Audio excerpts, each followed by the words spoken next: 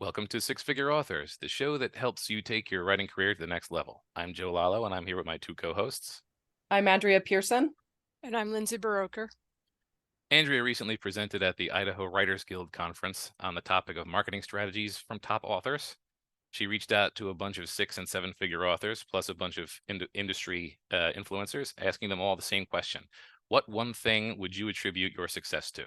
They answered, and she discussed those answers for her presentation. We figured we could summarize and group some of them according to topic and then discuss with our listeners. But first, we're going to do news like we always do.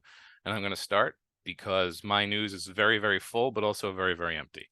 So since the last episode, I completed a job hunt, completed a house hunt, started the new job, sold the house, moved from one house to the other, and had a 2-week bout of severe bronchitis. What I didn't do during any of that time is meaningful writing business. So for almost 2 months, I've just been keeping the Patreon going. If I had not done a tremendous amount of writing right before I started the job hunt, then I would have had at least 1 month with absolutely no words written or released. So that would have been bad, but it's okay. I planned. And now I'm preparing for the unplanned 7th Big Sigma book.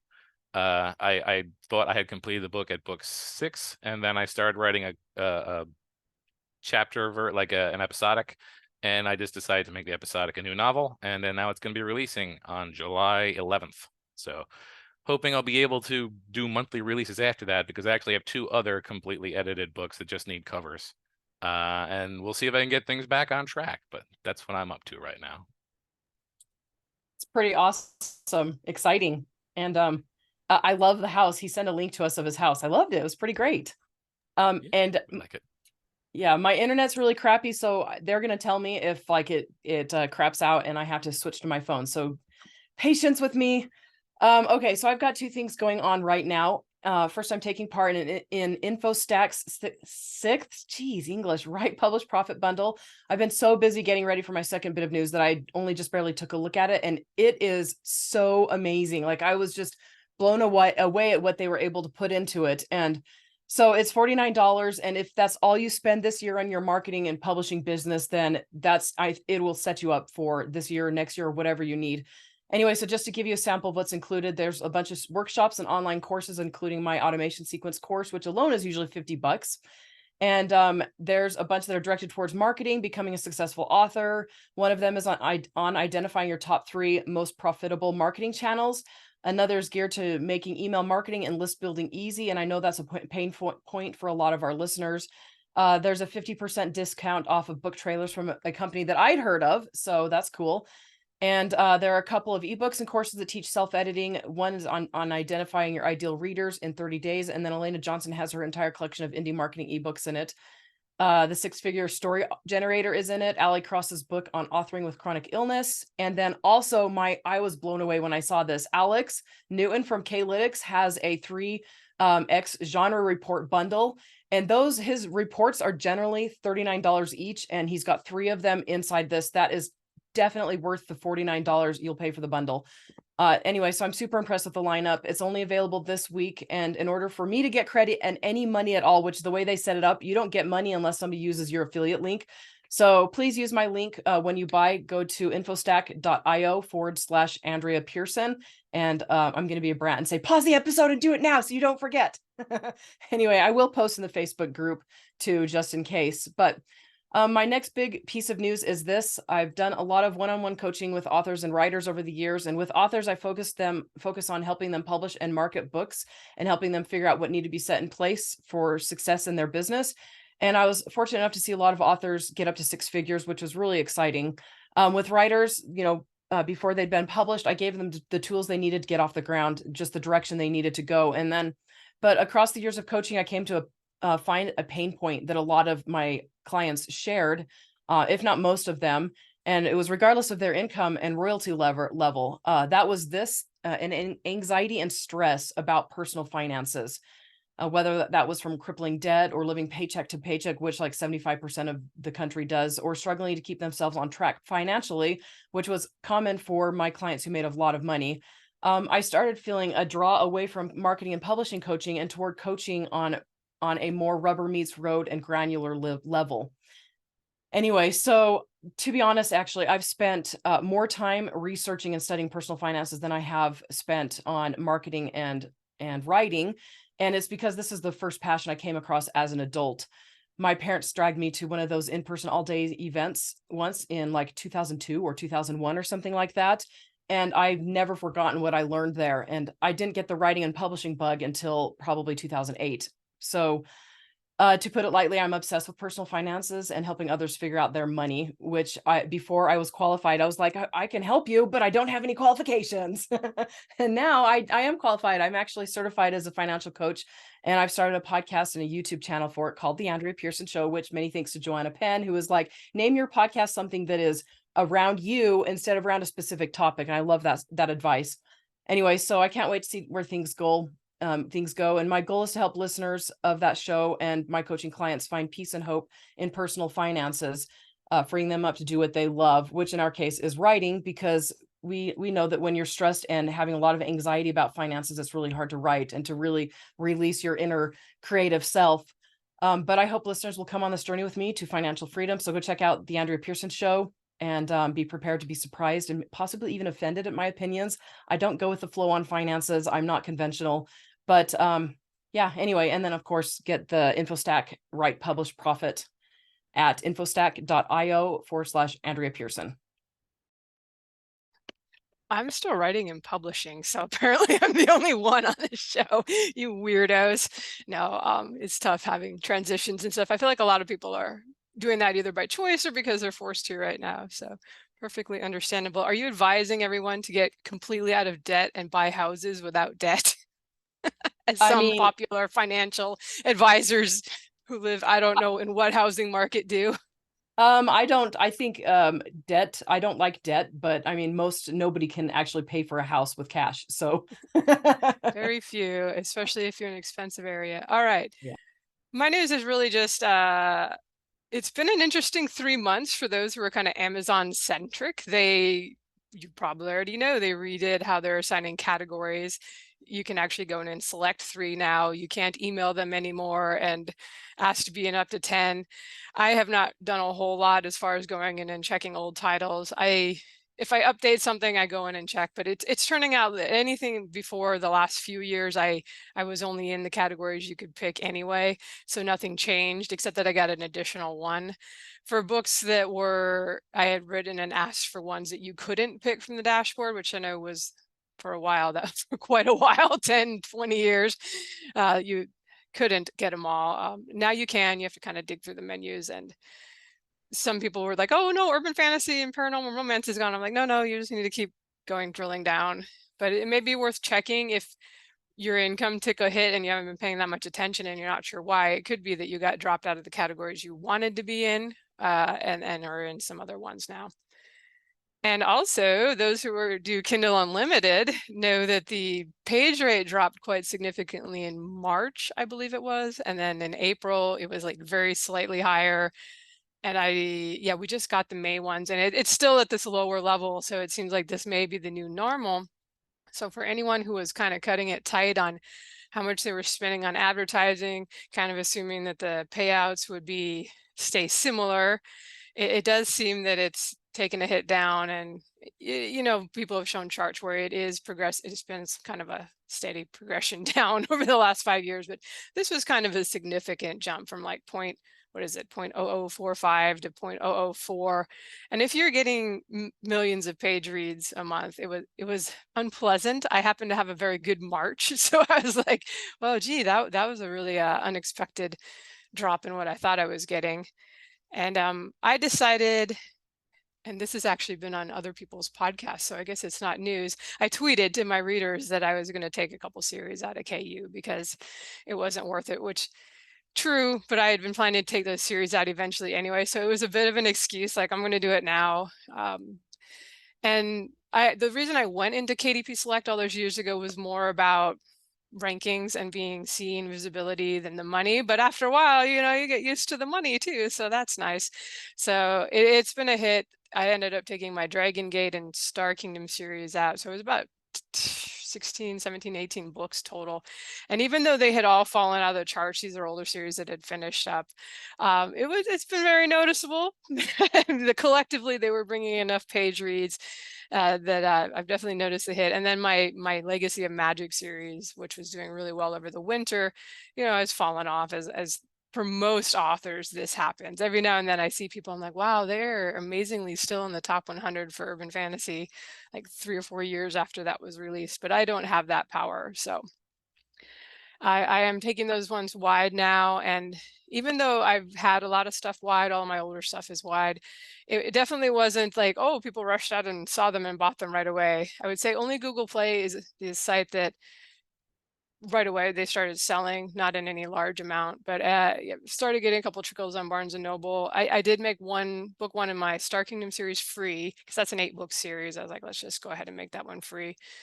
But we'll see. When I go in and look at what's been going on these last years when I wasn't paying a lot of attention to the other sites, there's really only one, my Dragon Blood box set, which has been free forever, that's kind of continued to get a steady amount of downloads. Most of the other frees, like most people, I have to run promos to them to really goose them. There's not a whole lot of people just finding the books in the store. So that's what you have to do if you go wide. You have to just plan on, all right, I'm starting over from scratch and I got to promote these on the other sites. I have seen there's the Wide for the Win Facebook group. If you're not there and you want to be wide, that's a good place to check and see what's happening. And I think there were some other people too that when the KU rates dropped, they said, I'm going to go wide, and they're disappointed because they're not earning as much as they were on Amazon. I'm not either, just to let you know. It's important to be realistic. Not only does it take time to, like I said, promote these other sites and your books on these other sites and build things up, they're smaller stores overall. I've heard of people having, some really good success on Apple, but they're just much smaller stores than Amazon, as people have pointed out. Amazon's #1, and then KU, if you counted that as a separate store, would be like #2, well above the other ones. So whether you can replace that income or not, it's going to depend. A lot of people who have gone wide eventually have. It's kind of going to depend on how much you are making on Amazon. If you're 6 figures a month on Amazon, yeah, good luck trying to replace that on the other stores. But maybe if you throw selling direct in there, it just depends how much you want to work it and how much it means to you to not be dependent on them. And it's probably too late to give this advice, but leaving in a huff is never a good idea. Like I said, I kind of posted it like I was, but I had been wanting to go wide with those series anyway. So sometimes it's something you say to justify it to your readers who aren't quite as, in the business. I always hate to disappoint the KU exclusive people, and, so. It is what it is, but just know that if you're having a hard time going wide right now, you're trying to do that. Everybody is. It's really hard to just knock it out of the park from the start. If you can get a book bub, great, but most people can't. All right. So my two co-hosts have hard outs, so we're going to try to get through this, with some decent speed. So we're going to move into our author answers section, where we're going to go through some of the quotes that some of the top authors made and see what we can learn from them. Hey, Joe, can I say something really fast? Sure. Okay, just for the authors who are quoted in this, I gave your full quotes for the presentation, but because there's 3 of us, we shortened them significantly for the podcast. Yeah, just the nuggets of wisdom within the nuggets of wisdom. It's distilled. It's like brandy. All right, so first, these are collected into clusters of similar topics, and the first one is on persistency, consistency, and determination. So Honoré Corder says, the #1 thing I can attribute my success to is consistent, persistent action, paired with always being kind to others, developing relationships, and helping others as much as I can. Lindsay Baroker says consistency and potty humor. Cami Checkets says determination, simply not giving up or giving in to discouragement, setbacks, failure, or criticism from myself or others. Working 6 days a week, long hours for many years. Christine Catherine Rush says determination, I never give up. Sarah K.L. Wilson says persistence. Chris Fox says deliberate practice, perseverance, and discipline. Sean Inman says, for me, it's consistency in all aspects of my writing career, publishing schedule, writing daily, and managing expectations. Kevin J. Anderson says, I'd have to say persistence and adaptability. And part of that persistence is persistence of learning as well as being willing to change on a dime as the publishing world and the readership changes. And finally, Mark Leslie Lefebvre says, the top thing I attribute my success to as a writer would be persistence, long-term thinking, and never giving up. Guess I'm first, and you didn't have to trim mine. It was pretty brief. Anytime you ask for a quote from someone who has got a goblin still for their avatar on Twitter, you're going to get a reverence and something short.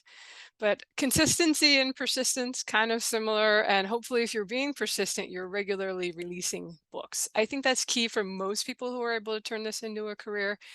And it's something that a lot of people have a hard time with, either because that's just not how they tick to like keep doing the same thing day in or day out, or just because maybe they're doing good for a while, but life throws things at them. So it's actually kind of rare, I think, to be able to keep writing and publishing like clockwork year in and year out, but it helps if you can. Yeah, it definitely helps, but it is also rare. So I agree with what Lindsay said. Being an author isn't something you can easily clock in and out of like you would making pizzas or something. And I absolutely loved making pizzas.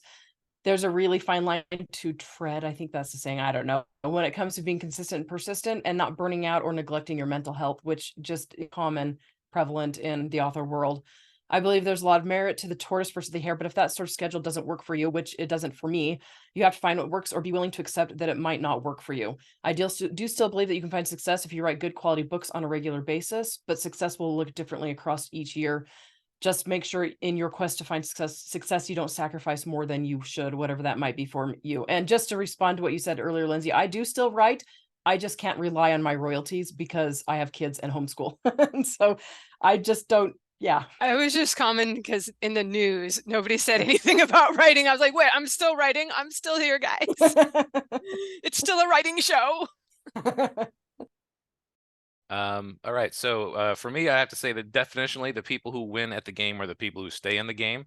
And while consistency certainly allows you to reach the highest levels of income and make this a genuine career, persistence is very slightly edges out in the long run. Because as Andrea suggested, if you're consistent at a high level and then burn out, that could mean at the end of your career, unless you have the persistence to limp along through your burnout and recover and jump back in after a dry spell. Also, inconsistency comes in many forms. Early in my career, when the KDP gold rush was still going and my career was definitely on its upward swing, I had a full year with no releases. Like one of my highest earning years was a year when I didn't put out a book. I put out a book at the end of the previous year and the beginning of the next year. And that's because while I wasn't being consistent with my release schedule, I was still being consistent with my community interaction. I stayed active and engaged. I was putting up blog posts regularly. So my readers were completely aware of what was going on, and I was sort of keeping them interested in me. So being consistent sometimes changes, but also it helps if that happens during a boom cycle, which is good too. So just keep that in mind.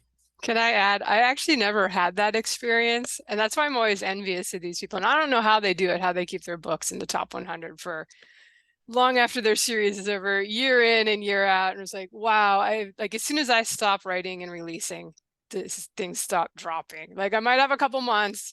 I had my Dragon Blood series box set at 99 cents stick for like 6 months in the top 200. I still remember this because that's such a rare thing that has never happens to me.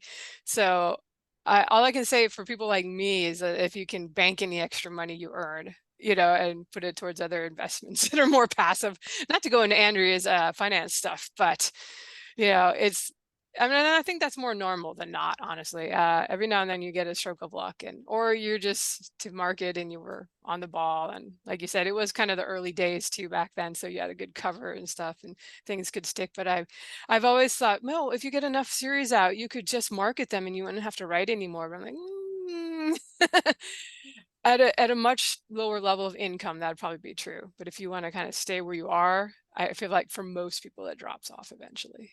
Yeah, for sure. All right, so the next section is about writing what readers want. So Mallory M.D. Cooper, I attribute my success to writing the type of story that I wanted to read. Victorine E. Leesky, learning the craft of storytelling and using that to write to market. K.M. Shea, learning what kinds of books my readers want. Theodora Taylor, understanding / being aware of my audience at every stage of the process. And Alex Newton, love, knowledge, and craft to commercially attractive genres. Deliver and market what is wanted by readers. This one can be tough because some people naturally like to write what the market also likes without even having to do research or alter the types of stories they tell. But I think that's probably on the rare side too. A lot of people end up writing because they don't find the stories that they want to read out there. That was very much my case. And not to say I've never enjoyed other authors' works. I certainly have favorite authors, but in general, I pick up a lot of stuff I'm really picky. I'm like, this is not quite what I would do, you know? So I write this stuff I want to read, but it's not necessarily the really to market, hidden all the tropes. And some, I think a lot of people that want to do this as a career, you kind of have to start writing some things that maybe are intentionally to appeal to the masses, or you see the holes in the markets that you can exploit where there's not enough stuff out there and there's a hungry audience. And then maybe some of your other projects are just for the love of it, and maybe they'll sell, and maybe they'll only sell to your super fans and hardly anyone else. But I do always suggest to people to write their first book or series without worrying about the market, and then you can adjust as needed. You won't know until those books are out if you're kind of one of the lucky souls who loves what the market also desperately wants. And if you're one of those lucky souls who even if you don't love what the market wants, you're able to figure out what the market wants. And I fall into the camp of people who can't easily tell what that is. And even when I know what the market wants, I don't entirely know if I hit all the needed tropes. And I didn't fully realize this until at that conference last month. And Becca Syme was like, some of you will know what tropes a book is hitting if you read, what the market wants or whatever. Some of you won't. And I've realized that I will read like 50 books and not realize exactly why readers love them. And some people, that's a skill that they have. Anyway, so that's why I focus so hard on marketing my butt off, especially in the beginning, but it was a huge uphill battle. And there's an audience for stuff that might not be super approachable, like some of my books, but it's hard to find that audience. And a lot of authors give up before they even reach the point where they're successful. So just make sure whatever you do with your books is professional. Give them the best covers you can and the best descriptions, plus a very cleanly edited interior. Then learn the usual stuff in marketing, like newsletters and having a website, all of that. And then also, but this one is really, really important to me. Work with what you naturally gravitate toward. Otherwise, you'll burn out and you'll hate what you're doing. And then also recognize that what you naturally gravitate toward might change over time. I used to absolutely love Facebook, like love it. And now I get on once every month, once every 2 months. I just hate being on it. So I rarely put up posts or visit groups, and I don't do a lot of interacting. So if I were to expect myself to set up this huge social marketing campaign for a new launch, I would fail. It's unrealistic. I can't put that on myself. Yeah, I was one of those lucky people whose first project was like passion project was like a bog standard trope driven epic fantasy. Like I went just right middle of the road, middle of the genre. And so I got my footing with that for sure. And that was just because that was the kind of story I wanted to tell. But since then my stories have been perpetually market adjacent. Like the best way to do things is to have a story that ticks all the boxes for the current market, but also adds your unique voice so that the readers keep coming back to you specifically. I've certainly leaned more heavily on the voice than the market, sometimes on purpose and sometimes by accident. Something to keep in mind is that hitting the broad market isn't the only way to success. Like you'll have a bigger pool of potential readers if you hit the big markets, but the highs will be higher, but the audience won't necessarily be as devoted. Like your book might just be one of the books they read this year. Meanwhile, if your book is like unique and like stand out, not even stand out in terms of quality, but just stand out in terms of something different, you're going to have a smaller, more esoteric audience, but they're going to be much more devoted to you.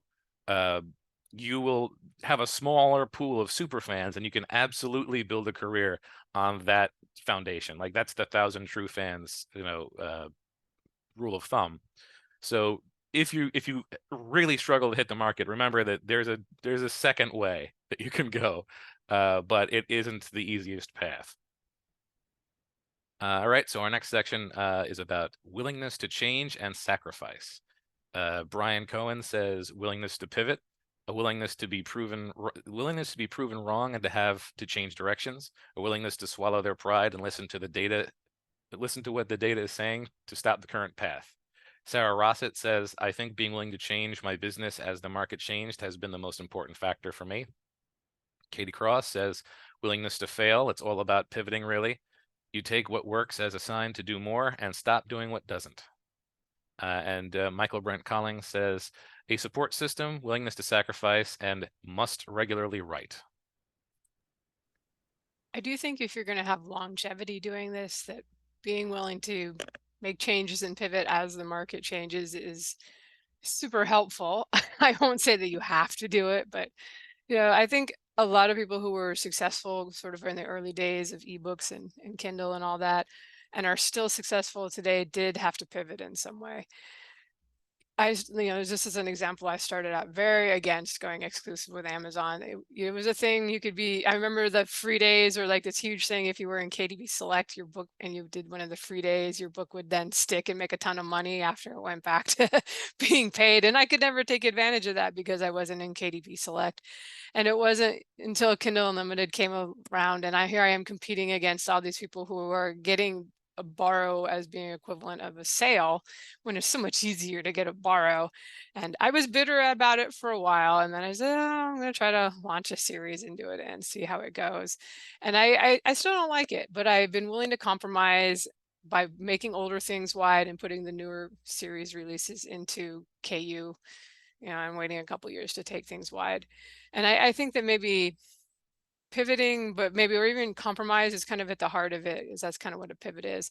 Like, you like the way things were, but if you're willing to change when the market changes, you do have a better chance of success. If you're stubborn, you might still make it just fine. Like, I think I would still have sold books without being in KDP Select, but I don't think I would have made as much during those years. And it might be the thing that kills you too, an unwillingness to change. You really have to kind of be able to analyze it and decide if it's something you're willing to do or not. Kind of an amazing number of authors, just from what I see out there in the Facebook groups and stuff, get really stubborn and dogmatic about what's right and proper and publishing and marketing and what they will and won't do. And that's their choice, but it could really be the difference between success and failure when it comes to making an income from your writing.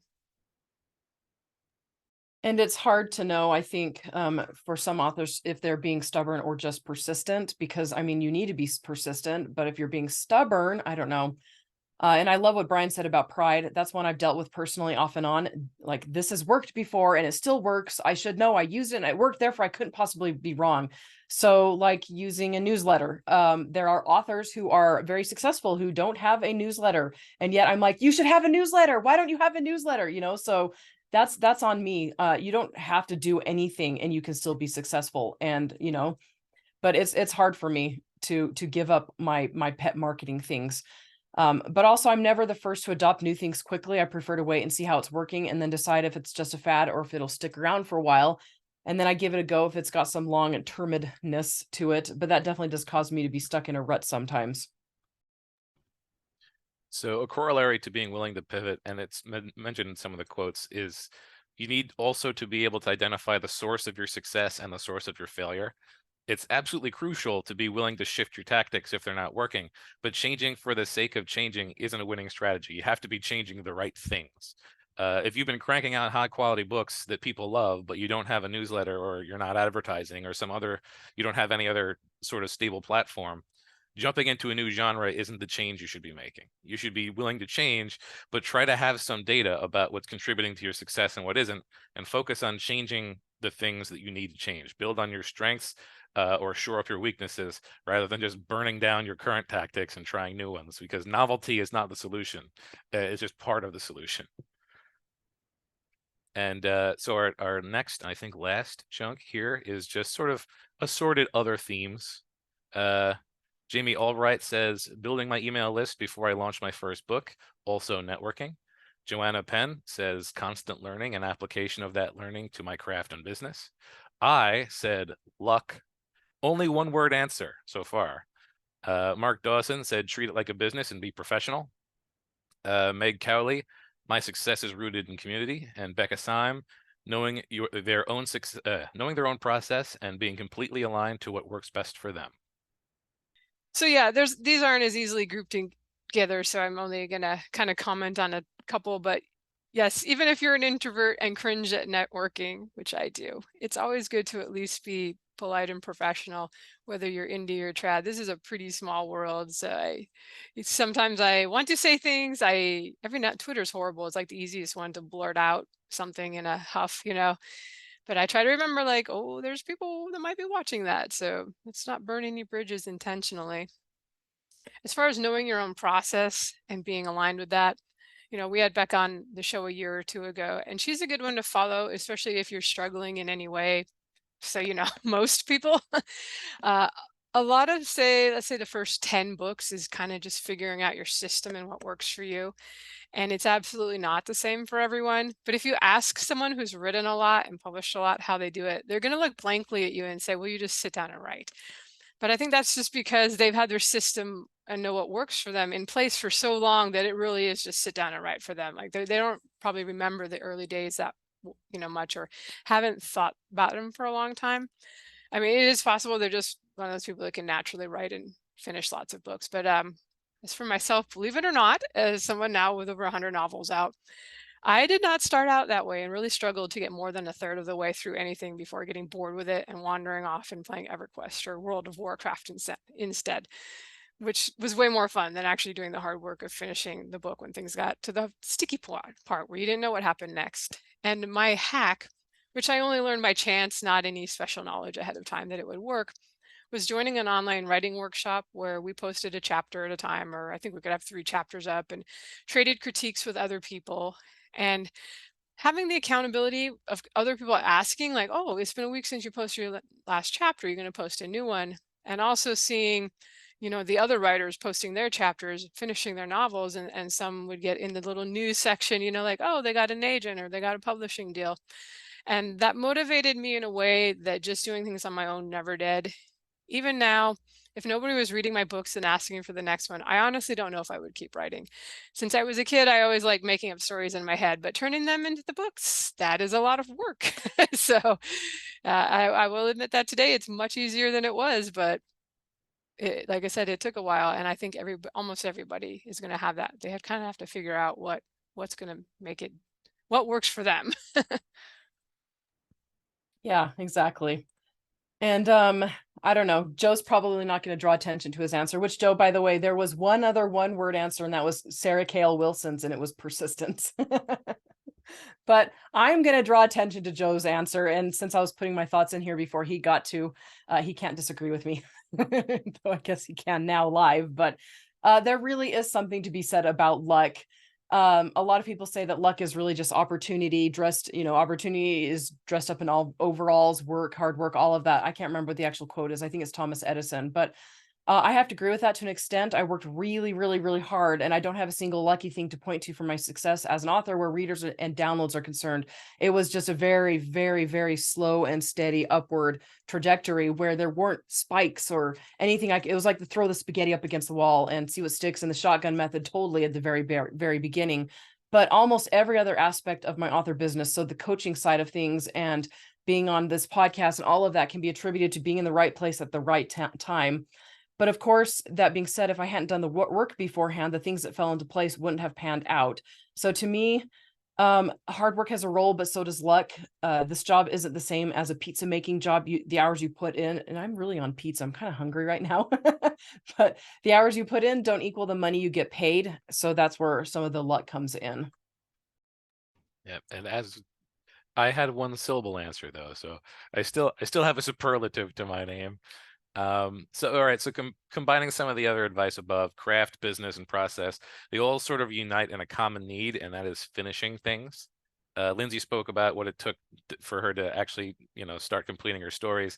And as strange as it is to have to point it out, an utterly indispensable part of any author career is actually finishing books. I know a lot of people who really have written stuff that I really like, but they've written, a chapter or a really cool premise, or in one case, they made a really nice map.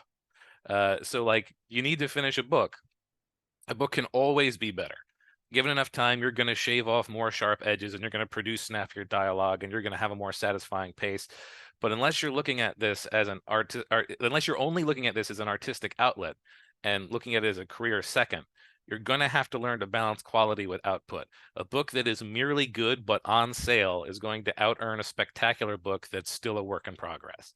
Call it perfect is the enemy of good, or perfect is the enemy of done, or good enough is good enough. But no joke, finishing books is the only thing separating a professional author from a brilliant daydreamer. So you just keep that in mind.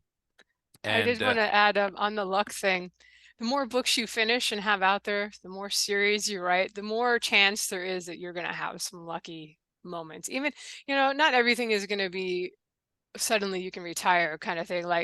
But you'll have these little lucky things. Like I said, the Dragon Blood box set sticking in the top 200 on Amazon, which for a 99-cent box set is not, like, you would think that's not a big deal, but it led to more sales in the rest of the series. And it was a huge jump in my income that year that, I've managed to keep going since then. And some of those big jumps are just, you just kept publishing things. You try, you try to market it, you try new things. Maybe you got new covers. I've seen a lot of people get lucky after they get new covers for their series. And sometimes it's just a little thing. Somebody mentions your book on a blog.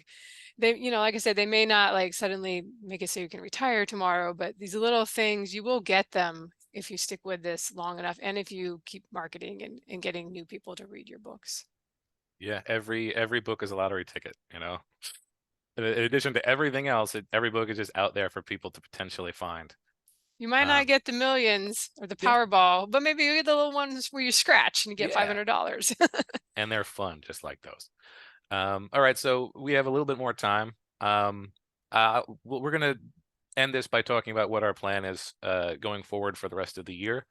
I'll go first, since that way I don't have to segue out of what I was saying into a closing in a moment. So, like I said, I'm going to be releasing Big Sigma 7, which is called Quantum Shift. That's going to be coming out on July 11th. The other two books that are on the release list are The Other Eight versus the Icon, which is a superhero story, a sequel to a previous superhero story. And the fourth book in my long abandoned urban fantasy series, Shards of Shadow. So those will be released at some point in the second half of this year. And I have another editing slot. So my last deadline that I have lined up is in October.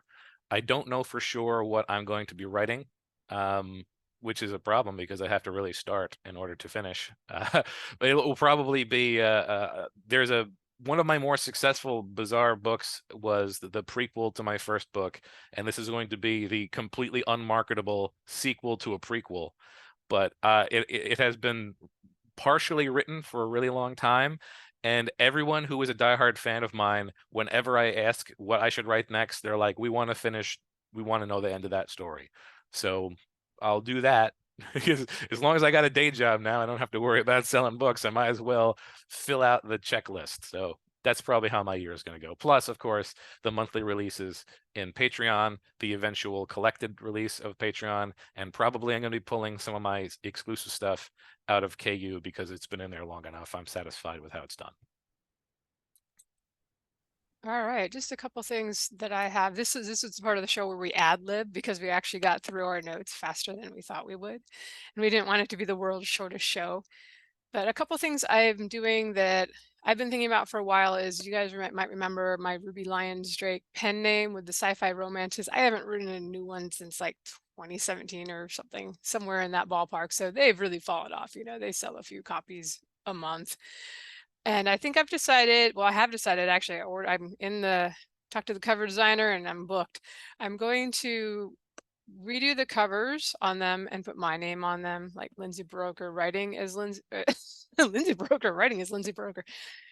Writing is Ruby Lyons Drake, and put go through and change them in the author KDP dashboard. These ones have always been exclusive to Amazon. I just, with the pen name, I didn't have the interest in doing extra marketing, especially after I retired. So I'm going to see that will help them come up more when people search for my name. And I think by leaving the pen name, author name on there, it'll be clear to people like, oh, this is something different. And I'm going to redo the covers so there's no man chesty stuff, which, nothing against the man chest. If you're doing the romance and the man chest sells, keep on going. But I want them to not be a turn off to my regular audience, which is usually less of the sex scenes and stuff like that. So I think I'm gonna do like a symbol based covers, and there's like 0 of them in the top 100 for sci-fi romance. So this is really going to be about making them easier to find for my existing audience, rather than I don't know if I'm going to be able to reboot it unless they start publishing new ones, which you never know.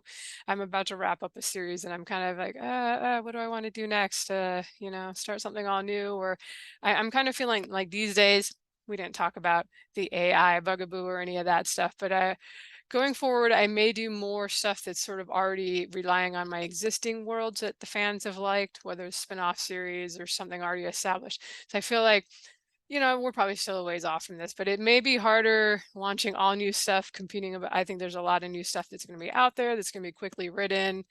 And it's just not, I'm not saying I'm never going to write something all new, but I'm kind of thinking, leaning towards more like, oh, new stuff in the existing where the fans really want more, because they're always asking for more. I always, as a creative, I'm like, no, I want to do something new. Why can't you just be excited for my new thing with me instead of asking for book 12 in this old series? But yeah, so that's what I'm thinking. What else? There was one more thing I was going to say, but why don't I let you talk, Andrea, and if I think of it before we wrap up, I'll share. Sounds good. And Joe, you should seriously name that book Prequel to a Sequel, and then you'll sound like the classical music composers, where all of their generic sounding titles of their songs back then.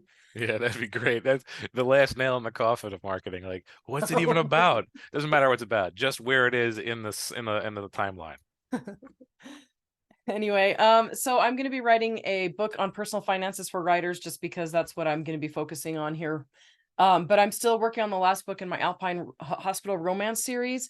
It's the 6th in the series, and when I pulled my readers, it was the one they wanted most out of several options, which was really exciting to me. And then the next one they wanted most is a huge passion project. It's one I've been brainstorming for, I think I've talked about it on the podcast before, for over a decade.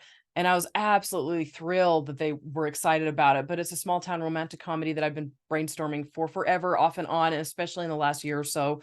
And I can't wait to write it, but I want to make sure I do it justice.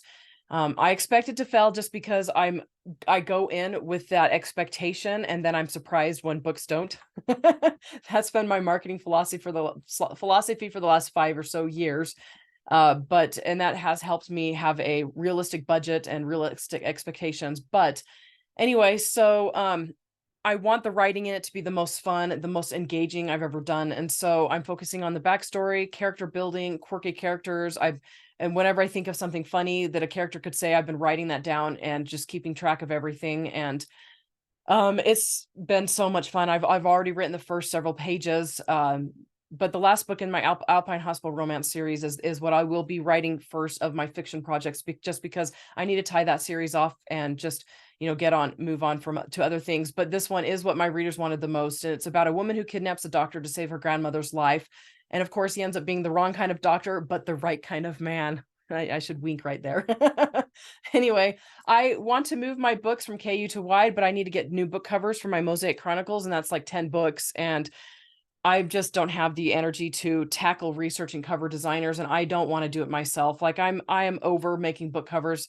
They're fun, but they take so much time, and I just don't have time right now. So if you know any good cover designers who do fantasy and would handle my style well, please let me know. I will add, it came to me, not to ignore you completely. I'm excited that you're working on some romance stuff too, and then nothing wrong with some nonfiction. That should go. Nonfiction is so much easier to market. I think Joanna Penn talks about this. Like you were building your podcast and it translates. Like what if you were good on the podcast and talking about stuff people want to hear, they're going to want to hear what you have to say in the book. Whereas with fiction, we've talked about before, you can be amazing on a podcast, but then your writing is like, whoa, people write so much differently than I don't think I do, to be honest. But I mean, a lot of people, you ever know those people that are hilarious in real life and they're really funny and witty, and you read their stuff and it's like, whoa, did you mean to be this dry and encyclopedia like in your fiction? The only thing I was going to add too is I haven't signed up for anything yet, but I think I'm going to actually go back to Facebook ads and just pay somebody to try it. There seem to be a lot more services out there now, and they're being recommended. It's always a challenge when you have to pay their fee on top of all the costs of the ads. And it's like, are you actually going to come out ahead after doing all that? So it will be an experiment. I'm I've got somebody selected, but I haven't even filled out the form yet. So we don't know for sure. But every time, I mean, I've been relying wholly on Amazon ads these last couple of years, and it's fine for me. It's worked as long as you have money to spend. Amazon ads can work, but I do, every now and then I'm like, oh, I haven't really done my books on Facebook forever. I should try it. And I go in and the ad manager is completely different and everything is completely different. And I was like, I don't really want to learn this. I don't love Facebook enough. As Andrea has said, I mean, I pop in there. I'm only in like 2 groups anymore. It's those ones with like a zillion people in them. So I just go in and see what's up. But if anybody cool wants to invite me to a group, I'm actually a little more open to Facebook these days, but you don't have to be cool. It's okay. But yeah, I guess that's it for me. And I hope you guys' stuff goes well. And have we rambled enough? 45 minutes? I think we probably have. And I'll just say one last reminder, infostack.io/Andrea Pearson. Do it. Do Also, it. I wanted to say I laughed at what was it? He's not the right kind of doctor, but he's the right kind of man. Make sure that's your hook. It is my hook. Okay. It's definitely hook shaped. I worked on that for like a month. Is he a podiatrist? No, he's going to be like a radiologist, and her grandma has like, I don't like kidney failure or something like that. And so he's like, I don't even do this. It's going to be fun. Sounds fun. Right, yeah. So I don't know when the next one's going to be, but hopefully when we do another one, we'll all have really interesting new things to talk about with how our year went and the things that we tried. Because I certainly want to know how things go with the Facebook thing. Because having someone else do it for me does feel very Well, I very have enticing. 2 9-book urban fantasy series now. Well, it's going to be 9 books when I'm finished that are same world and stuff. So I was like, if I can just do the book ones in those 2 series, I can Good afford to through. spend quite a bit because, there's like 18 books they can buy if they get into the world. So we'll see. We'll see. And for everyone else, thank you for listening. You can find the show notes or leave a comment or question at sixfigureauthors.com with the number 6. Bye-bye. So long, everybody. See y'all later.